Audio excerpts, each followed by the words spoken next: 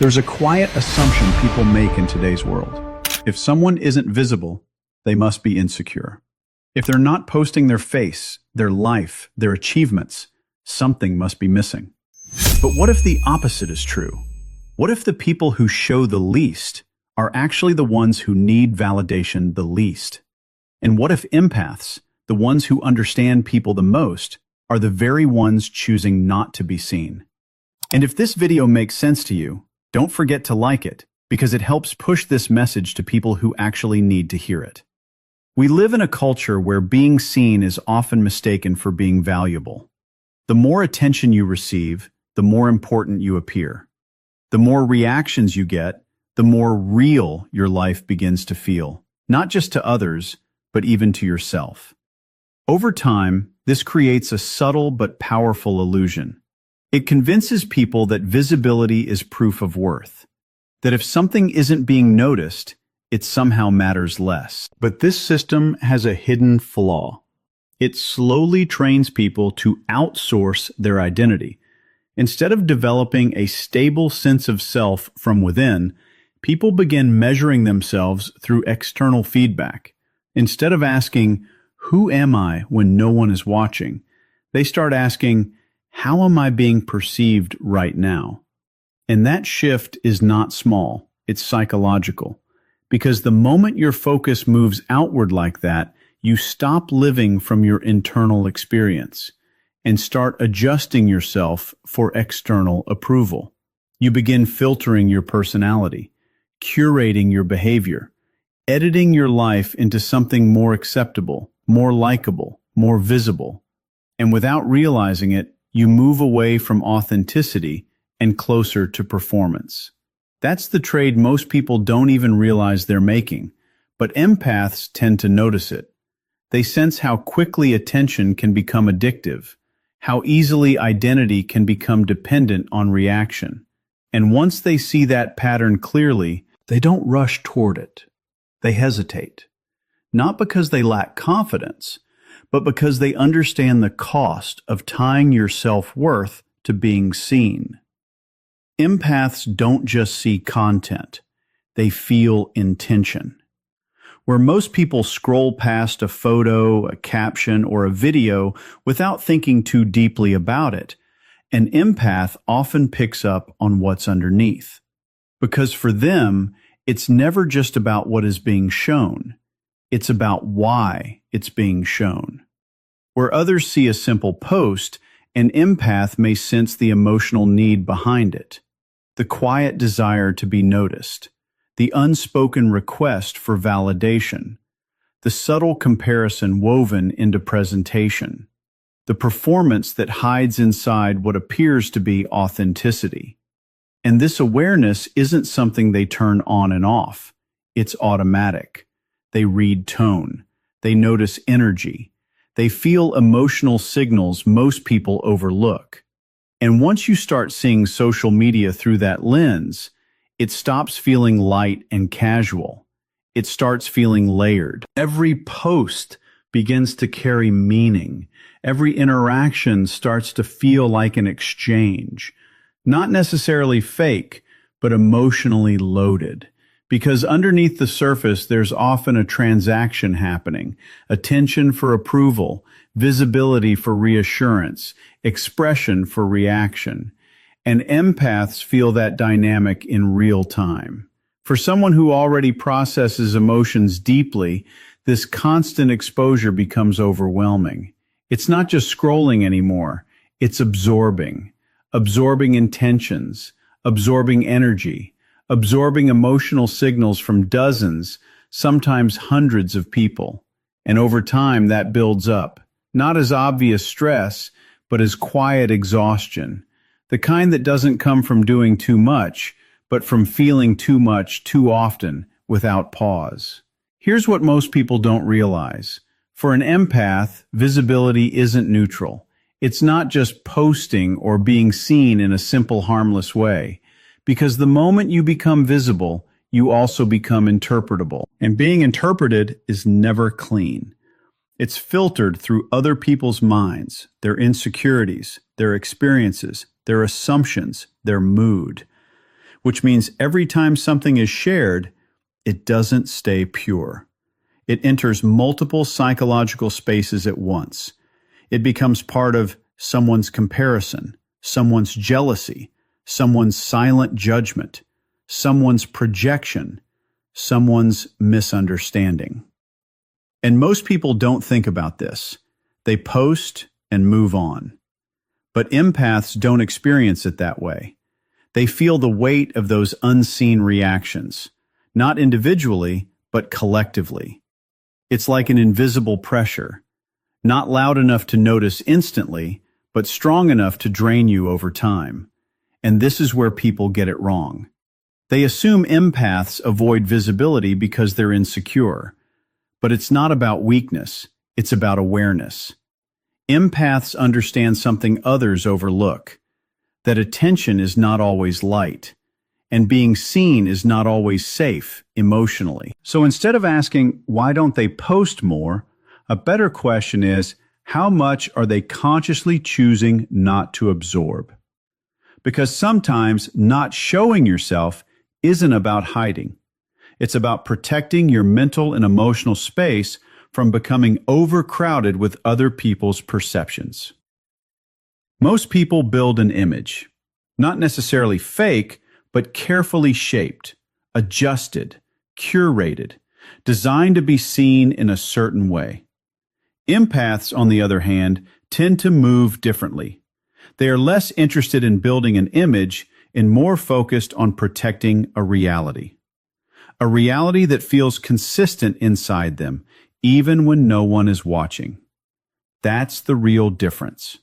Because the moment your identity starts depending on reactions, likes, comments, approval, attention, validation, you slowly begin losing control over it. Your sense of self stops being anchored internally and starts shifting externally. And when that happens, something subtle but powerful breaks. Your confidence is no longer stable. It rises when people respond positively and drops when they don't. Your peace is no longer fixed. It becomes negotiable, dependent on how the world is reacting to you on a given day. And your self-worth slowly turns into something public, something measured, something observed, something influenced by people who don't even know you deeply. That's a fragile way to exist, even if it doesn't feel like it at first. Empaths often sense this risk early, not always through logic, but through emotional awareness. They can feel how quickly identity becomes unstable when it is constantly exposed to external feedback. So instead of leaning into that system, they step slightly away from it. Not completely disconnected, not emotionally absent, just less dependent. They choose something most people don't notice as a choice at all.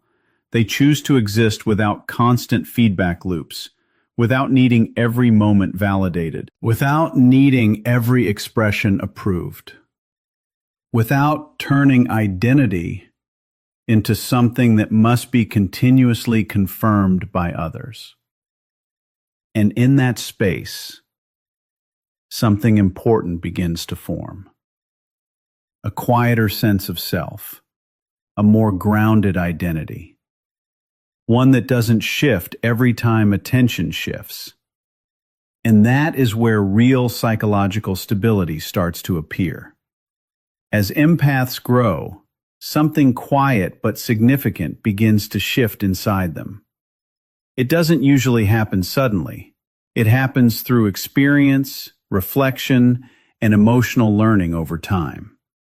And because of that, they don't become distant from people. They become selective with access. There's a difference. Distant means disconnected. Selective means intentional. They start realizing something most people rarely pause to consider. Not everything meaningful needs exposure. Some moments lose their depth when they are turned into content. Some emotions lose their purity when they are turned into performance. Some experiences become less real when they are constantly observed instead of lived. And slowly, a deeper understanding forms. Not everything real needs an audience. Some things are complete in themselves. They don't need validation, documentation, or external confirmation to matter. And perhaps the most important realization of all, not everything sacred survives being seen too often, because the more something is exposed to outside interpretation, the more it becomes shaped by opinions, assumptions, and projections. And empaths feel that shift very clearly. So instead of overexposing their lives, they begin to pull back. Not from people, not from connection, not from relationships, but from unnecessary access. They start deciding what belongs in the private space of experience, and what, if anything, belongs in the public space of perception. This isn't isolation, it's refinement, a way of filtering what deserves attention from others, and what deserves to remain untouched, unedited, and fully experienced. And over time, this becomes a form of emotional intelligence, because they begin to understand that privacy is not emptiness, it is protection. Protection of peace, protection of meaning, protection of experiences that lose something the moment they are turned into performance. So when empaths become more private as they grow, it's not because they are pulling away from life. It's because they are choosing to keep certain parts of life intact. Privacy is often misunderstood in today's world, because in a culture built on visibility, anything less than constant exposure is quickly judged. People tend to label it in simple terms: insecurity, avoidance, hiding, emotional withdrawal. But those labels usually miss the deeper psychology behind it. For empaths especially, privacy is not about running away from the world. It's about taking control of their relationship with it, because they understand something most people overlook. The moment you become visible, you are no longer just seen, you are interpreted. And interpretation is never neutral. People don't just see you as you are, they see you through their own lens. Their experiences, their assumptions, their emotions, their comparisons, their projections. And that means part of you stops belonging only to you. This is where privacy becomes important, not as a defense mechanism, but as a conscious decision. It becomes the ability to decide three crucial things: who gets to see you, how they get to perceive you, and how much of your inner world they are allowed to access and interpret. That level of control changes everything, because instead of being constantly open to interpretation from everyone, you start choosing where your energy, identity, and presence are placed. And that's not fear, it's awareness. It's not avoidance, it's discernment. It's not hiding, it's psychological maturity. Empaths often arrive at this understanding through experience. They realize that unlimited access doesn't create deeper connection. It often creates distortion. So they begin to value selective visibility, not because they want to disappear, but because they want to remain intact. And in that choice, privacy stops being something defensive. It becomes something intelligent. A quiet decision to protect the parts of yourself that lose clarity when exposed too often to the world's interpretations. There's something most people rarely stop to think about. Not everyone who observes you is doing it with good intent. In a world where visibility is constant, observation becomes automatic. But intention behind that observation varies deeply. Some people don't watch you to understand you, they watch to compare themselves with you. Others are not observing to connect, they are observing to compete quietly. And some are not even interested in your story at all. They are looking for cracks, weaknesses, inconsistencies, subtle things they can use, judge, or mentally store.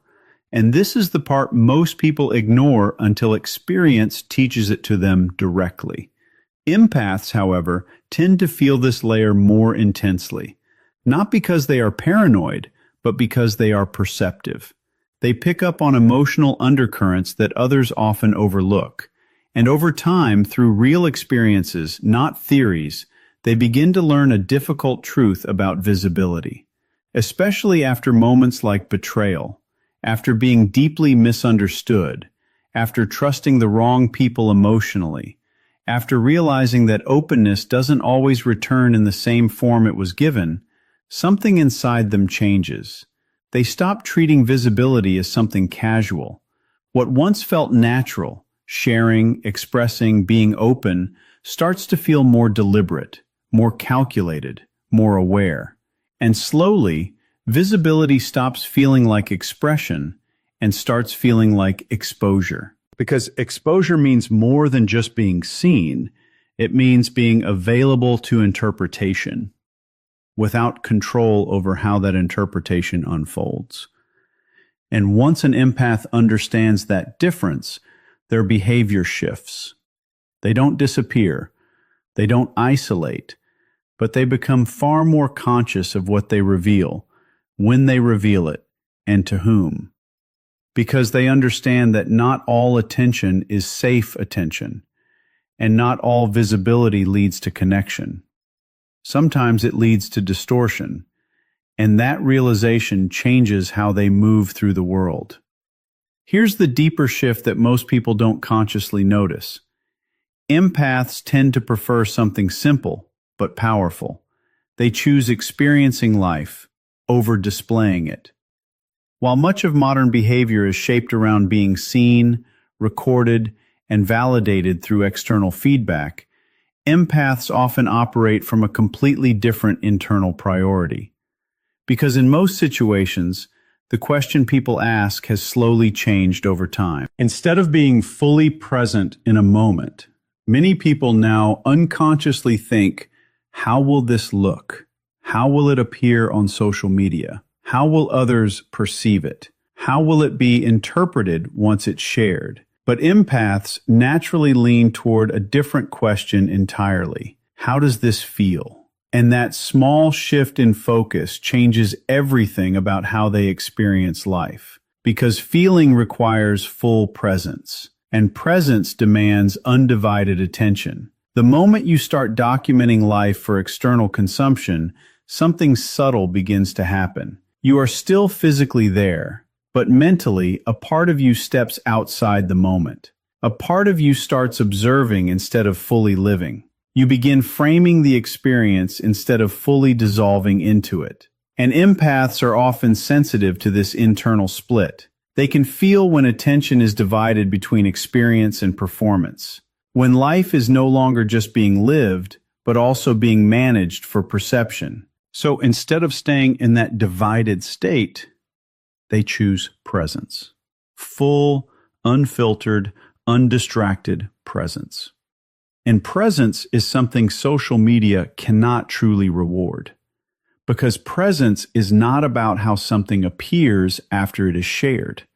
It is about how deeply it is experienced while it is happening. And for empaths, that depth matters more than visibility ever could. Most empaths were not always private. In fact, many of them started on the opposite side of the spectrum.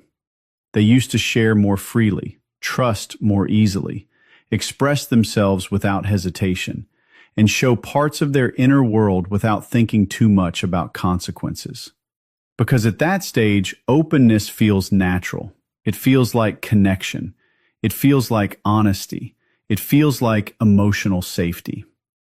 But life has a way of reshaping that perception over time, through experiences that are not always loud, but deeply impactful. Moments of misunderstanding, situations where sincerity was misread, times when vulnerability was not handled with care, or when trust was given to people who did not value it in the same way. And slowly, a realization begins to form. Not everyone deserves access. Not everyone can hold what you share with the same intention you gave it. And that realization changes everything internally. Because once an empath truly understands this lesson, their personality doesn't harden, it refines. They don't become cold or disconnected, they become precise. Their openness is no longer automatic, it becomes intentional. Their trust is no longer immediate, it becomes earned. And their emotional availability is no longer unlimited. It becomes directed where it is respected. They stop giving themselves freely in spaces where their presence is overlooked or undervalued. Not out of resentment, but out of understanding. Because they begin to recognize that energy, attention, and emotional depth are not things to be distributed without awareness. They are resources that shape identity, peace, and emotional stability. And once that awareness settles in, their behavior naturally shifts. They choose where they invest themselves more carefully. They choose who receives access more consciously. They choose how much of themselves is shared more intelligently. And this is where discernment is born, not from distance, but from experience, from pain that has been understood rather than repeated. And in that shift, the empath doesn't lose openness. They simply learn how to protect it.